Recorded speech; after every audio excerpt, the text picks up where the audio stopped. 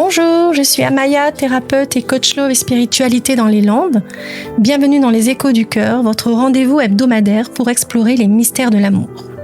Alors aujourd'hui, je vous invite à parler d'un sujet que beaucoup vivent en silence, parfois même sans savoir comment le nommer. L'amour et la frustration en couple.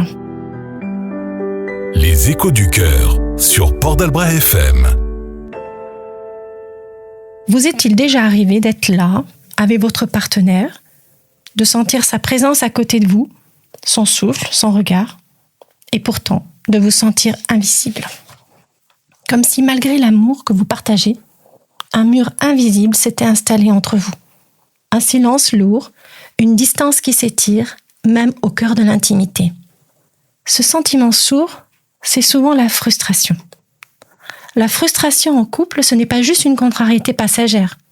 C'est ce mélange complexe où l'amour cohabite avec le manque, la colère rentrée, la déception ou la tristesse. Un mélange qui pèse, qui ronge doucement, souvent sans qu'on sache comment en parler. Alors elle naît d'un décalage entre ce que nous espérons profondément, parfois même sans le savoir, et ce que l'autre peut réellement nous offrir. Depuis des siècles, nos modèles amoureux sont façonnés par des règles figées, souvent héritées du patriarcat, où la femme doit être douce, patiente, toujours compréhensive, et l'homme fort, protecteur, mais peu enclin à montrer sa vulnérabilité. Ces rôles, étouffants, ne laissent que peu de place à la vraie expression des besoins et des émotions. Ils créent un terrain fertile à la frustration, silencieuse, sourde, mais bien présente.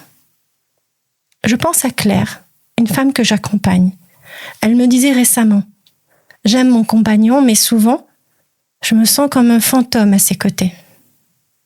Comme un meuble que l'on a déposé comme ça dans le couloir. J'ai appris à me taire pour éviter les conflits. Mais chaque silence alimente une colère sourde, une douleur que je ne sais pas vraiment expliquer.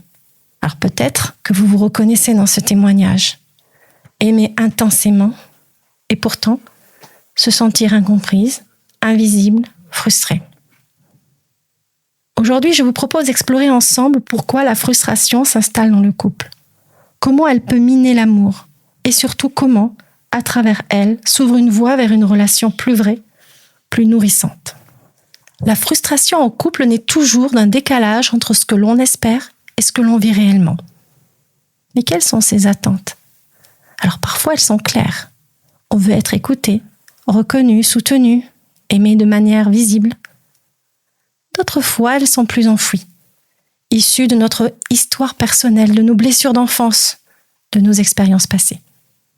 Par exemple, si dans notre famille les émotions n'étaient jamais dites, on peut inconsciemment espérer que notre partenaire nous comprenne sans que l'on ait à parler. Quand ces besoins ne sont pas rencontrés, la frustration grandit.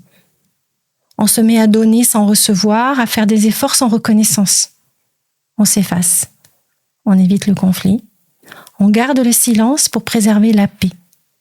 Mais cette paix est souvent fragile et cache une souffrance qui finit par s'exprimer en reproche, en petite colère ou en retrait affectif. La frustration est un signal d'alarme. Elle dit « Attention, quelque chose ne va pas. Quelque chose est blessé. » Exprimer la frustration, ce n'est pas toujours facile. Souvent, on a peur d'être jugé, d'être considéré comme trop exigeant, exigeante, ou de provoquer une dispute. Alors on se tait. On étouffe ce qui nous fait mal, mais ce silence nourrit la douleur. La clé, c'est d'oser poser des mots, avec douceur, sur ce qui fait mal ou dérange. Parle en jeu, sans reproche. Par exemple, « Je me sens triste quand tu ne me dis pas ce que tu ressens, plutôt que « tu ne me parles jamais ». Cela ouvre la porte à une écoute vraie, où chacune peut se sentir accueillie et comprise. Il faut aussi dépasser les rôles que la société nous a assignés. La femme n'a pas à tout supporter en silence, et l'homme peut montrer sa vulnérabilité sans perdre sa force. Quand chacune ose être vrai, La frustration peut devenir un pont vers la compréhension, la tendresse, et non plus un mur. Apprendre à poser ses limites, dire ce que l'on veut vraiment, est essentiel pour ne pas accumuler rancune ou ressentiment. Et si vous traversez ces moments de frustration ou de doute, sachez que je vous accompagne avec douceur et bienveillance, que ce soit en séance individuelle ou en couple, ici dans les Landes ou à distance. N'hésitez pas non plus à découvrir mon livre « Les flammes jumelles, la clé du parcours, l'amour » où je partage des clés pour comprendre et transformer les amours intenses, leurs défis et leurs possibles guérisons. La frustration, aussi douloureuse soit-elle, est une invitation. Elle nous pousse à poser des questions essentielles. Qu'est-ce que je veux vraiment ? Qui suis-je dans cette relation ? Souvent, elle révèle les endroits où nous nous oublions, où nous ne nous autorisons pas à être pleinement nous-mêmes, par peur d'être rejetés ou d'abîmer la relation. Mais cette douleur peut devenir une force. Elle peut nous encourager à poser des limites saines, à demander plus d'authenticité, de respect et de tendresse. Elle peut nous aider à rééquilibrer la relation pour qu'elle devienne un espace de liberté, d'échange vrai et de croissance mutuelle. Transformer la frustration, c'est aussi ouvrir une porte vers un amour plus libre, plus profond, plus vivant. Un amour qui ne fait plus souffrir mais qui fait grandir. Conclure sur la frustration en couple n'est ni une fatalité, ni un signe d'échec.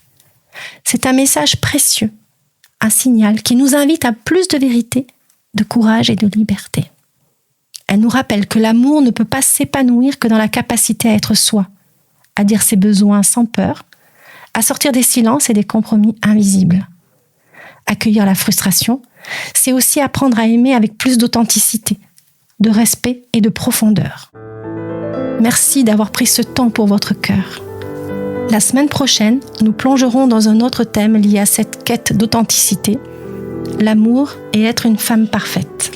Un sujet qui parle des pressions que nous portons et de comment s'en libérer pour sortir et vivre des relations plus sereines. Merci d'avoir été avec moi aujourd'hui. Si cette chronique vous a parlé, n'hésitez pas à en parler et à la partager. Je suis Amaya, je vous dis à très bientôt pour continuer ensemble les échos du cœur. Je vous love, Amaya. Les échos du cœur sur Port d'Albret FM.